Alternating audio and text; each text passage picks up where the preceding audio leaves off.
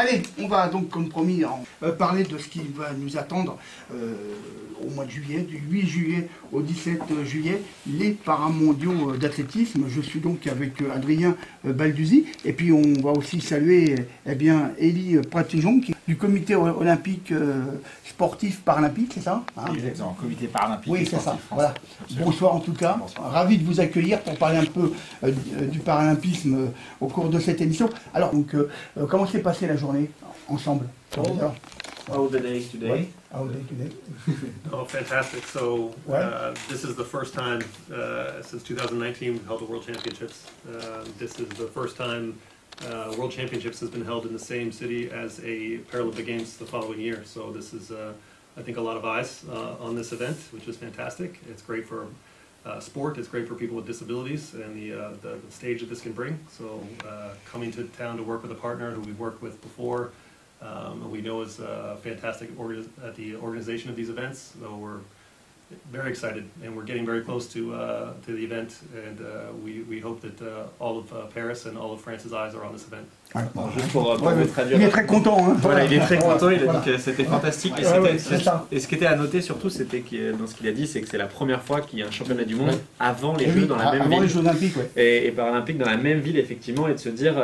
ça va être quelque chose d'extraordinaire et que ça valorise aussi le travail et la démocratisation pour les personnes en situation de handicap qui veulent faire du sport. Alors justement, comment s'est fait le choix de Paris? Bon, vous avez candidaté, hein, je suppose que c'était probablement volontaire de vouloir ces Jeux paramondiaux un an avant. Absolument. Alors, je ne vais pas parler à la place d'Adrien, mais oui, c'est celui qui vous connaissez, donc vous... Absolument, on se connaît, on s'entend bien, et il a porté, avec la Fédération Française Handisport, le dossier de candidature. Ça nous a paru important de pousser cette candidature parce qu'on vient de le dire, c'est juste un an avant les Jeux. Et les Jeux paralympiques, ils ont des enjeux assez considérables devant eux. Il va falloir remplir les stades, il va falloir que ça soit une fête populaire. Les Jeux olympiques sont un événement extrêmement mature, extrêmement puissant. Tout le monde connaît les Jeux olympiques, tout le monde connaît des athlètes olympiques. C'est pas vrai des Jeux paralympiques, et donc on a intérêt à avoir la meilleure stratégie avant, à la fois de préparer nos athlètes, et les préparer à la maison, c'est évidemment quelque chose de fondamental, c'est une chance qu'on leur donne, mais aussi de populariser les sports paralympiques en amont, et c'était ce qu'on a voulu faire en étant soutien de la Fédération Française Handisport dans cette candidature à l'organisation des mondiaux de parathlétisme en 2023. Mais Élie, le regard change quand même, hein. On commence à voir quand même maintenant un peu plus de sports paralympiques. Bon, il y a eu la journée, on y était, hein, on en a parlé sur mon Paris FM, la journée paralympique, donc du mois d'octobre à la Bastille, ça commence quand même. Hein. Oui, alors vous savez, de notre point de vue, ça va jamais assez vite, non, mais bien sûr, évidemment, bien sûr. Mais oui, bien sûr, ça change. En quelques années, la visibilité des athlètes paralympiques a considérablement évolué positivement. Ils ont plus de moyens pour se préparer, ils ont plus de soutien, ils ont plus de reconnaissance, plus de visibilité, donc évidemment les choses changent. Il faut encore faire des progrès, on n'est pas tout à fait au bout du chemin là quand même. D'abord il va falloir remplir les stades, on le disait, c'est le cas pour les mondiaux de parathlétisme. Il faut que les gens aient envie de venir voir ce spectacle. C'est un spectacle incroyable. Quand vous avez jamais vu ça et que vous voyez ça pour la première fois, je vous assure que vous allez découvrir quelque chose d'absolument enthousiasmant parce que ce spectacle il est un petit peu nouveau, mais en même temps c'est d'abord et ça reste du sport. Et donc ça, il faut qu'on le fasse passer comme message.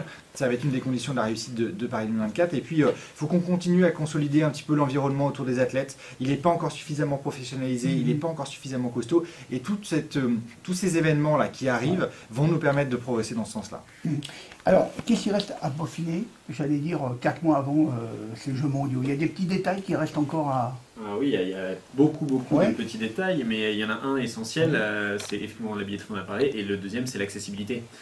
Si on compare les organisations, par exemple les Jeux paralympiques, auront un village qui a été construit et pensé pour ça. Sur un chemin du monde, ou autres compétitions, même régionales, au niveau parasportif, il y a des conditions d'accueil qui ne sont pas évidentes dans des hôtels qui aujourd'hui ne sont pas accessibles. Donc dans les détails qu'on a réglés, je vous donne un exemple, là on va avoir 3000 personnes à accueillir, des délégations, c'est 600 fauteuils. Voilà, les États-Unis, pour vous donner un exemple, 28 fauteuils juste pour les États-Unis. Et aujourd'hui, il n'y a en moyenne que 5 chambres PMR dans un hôtel. Donc il va falloir pas construire, mais adapter 23 chambres pour ces 28 fauteuils et se dire, il y a 23 chambres qu'on va transformer en chambres PMR. Alors oui, ça ne va pas être totalement accessible, mais on va les rendre friendly accessibles et de se dire, on va rajouter un siège de douche, on va rajouter une barre de transfert, et tous ces petits détails. Et l'addition de ces petits détails feront que l'expérience des athlètes sera la meilleure le jour J. Mais effectivement, aujourd'hui, pour chaque pays, il faut penser ça. Et quand vous avez 120 pays, Alors ça fait une somme de détail. ouais, en préparant l'émission, j'ai regardé donc, sur votre site, il y a 1700 athlètes, 800 officiels, et notamment dans le staff. Il y a 120 pays. Ces gens-là, il va falloir... Il y a 217 médailles, je crois, aussi de décerner, donc 172 en or. Ces gens-là, ils vont être logés où? Alors, il y a en face de la gare RERB, c'était universitaire, il y a le centre international. Oui, alors, oui, mais ça suffira pas. Non, en gros, il y a une trentaine d'hôtels de bouquets. Oui. Aujourd'hui, comme le disait Elie, il y a des pays plus ou moins professionnels, donc ça va du centre international de séjour jusqu'à du 5 étoiles. Il y a des pays comme l'Angleterre, les États-Unis qui sont très matures sur la question et qui ont les moyens de se loger dans ces types de structures. Et en gros, on a un bassin d'hébergement qui va de Porte de Versailles jusqu'à Porte de Montreuil en passant par Bercy. Voilà, donc toute la banane. Et pourquoi ces hôtels? Parce qu'il y a le tramway et que le tramway est accessible. Et que, du coup, on peut... Vous n'avez pas des chauffeurs qui vont les chercher? Alors si, on a des navettes, bien voilà. sûr. Faut savoir que le dispositif transport, ça sera une 50 à 60 bus TPMR qui vont circuler H24 presque sur les routes parisiennes. Et puis en plus, la RATP qu'on a choisi en tant que prestataire de l'événement, qui va renforcer avec une trentaine de grands bus autocars de 60 places, qui vont tourner H24 pour véhiculer tous ces athlètes. Mais il est vrai que c'est un confort supplémentaire de leur dire, voilà, les navettes, c'est une chose, ça passe au Quai-de-Billard par exemple, mais vous avez à côté le tramway et qui vous permet, de visiter Paris, de venir au stade si jamais vous voulez venir voir vos copains quand vous n'êtes plus en compète. C'est vrai qu'on l'a pas forcément évoqué, mais ces championnats du monde de paraathlétisme, c'est le deuxième plus grand événement après les Jeux paralympiques. Il n'y a rien de plus gros au niveau parasportif. Et pour vous donner une équivalence, c'est à peu près la moitié. La moitié des Jeux paralympiques, sauf qu'il y a une discipline, mais c'est la discipline qui regroupe le plus grand nombre d'athlètes et de pays. Donc, quand on fait athlétisme plus natation, en gros, on a quasiment même 80% des Jeux en termes de population, hein. Pas en termes d'épreuves, mais en termes de population.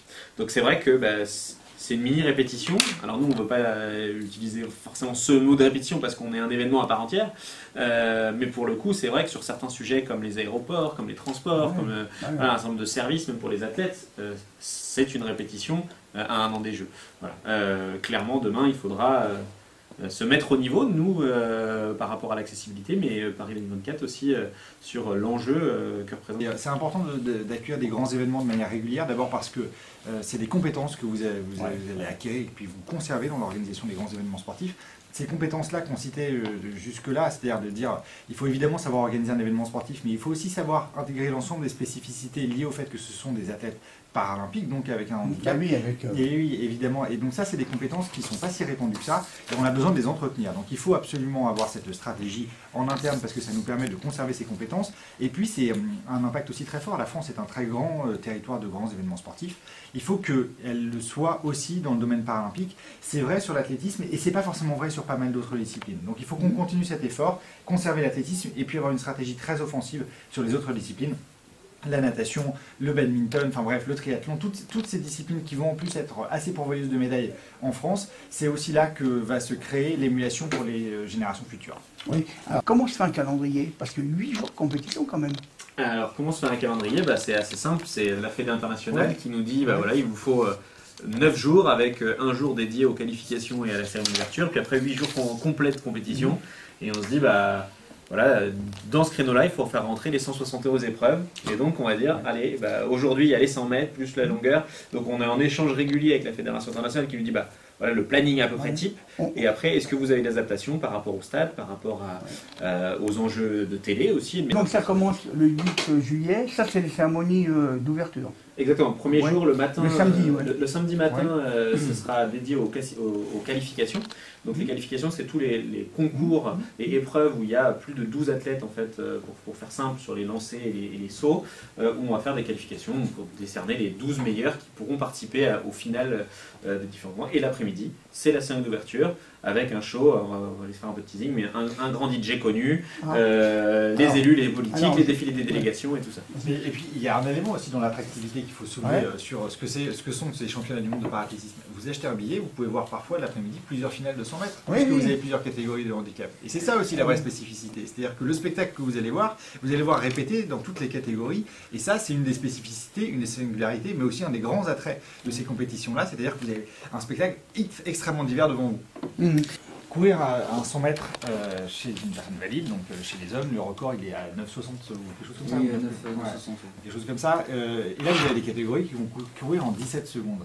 Mais ça ne veut pas dire que l'exploit n'est pas incroyable. L'exploit, il est incroyable au regard de vos capacités. C'est ça l'enjeu, en fait. Et c'est ça ce que vous allez voir. Vous avez des capacités qui sont évidemment pas celles d'un athlète valide, sinon vous ne seriez pas en situation de handicap. Mais par contre, courir le 100 mètres en 17 secondes, avec justement vos incapacités, c'est quelque chose d'absolument phénoménal. Et c'est ça qu'il faut dire. En fait, vous allez voir un truc phénoménal. Quel que soit le chronomètre en valeur absolue, vous allez voir, c'est phénoménal.